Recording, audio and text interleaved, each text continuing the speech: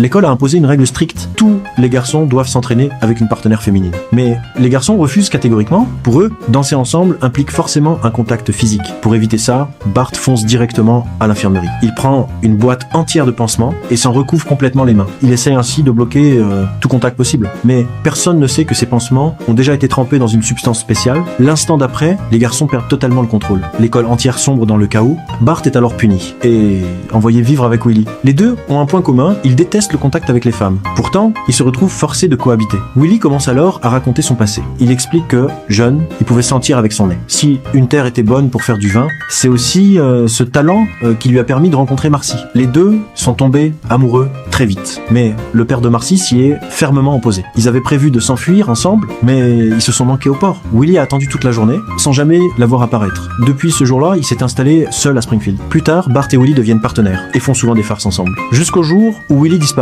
soudainement. Il appelle Bart en disant qu'il a été kidnappé et lui demande de venir le sauver à Édimbourg. Bart part immédiatement en Écosse. Il infiltre même le lieu supposé de détention, mais la vérité éclate rapidement. Tout cela était une arnaque. Willy n'a jamais été kidnappé. Il a en réalité retrouvé son ex-petite amie et s'apprête même à se marier. Marcy révèle alors la vérité. Ce jour-là, au port, elle n'est pas venue parce que sa famille lui avait menti en disant que Willy était mort. Ce n'est qu'en voyant la vidéo publiée par Bart qu'elle a découvert qu'il était encore en vie. Willy avoue même fièrement qu'ils se sont retrouvés grâce à des messages privés. Tout avait commencé par un malentendu et s'est terminé par des retrouvailles complètement hors de contrôle.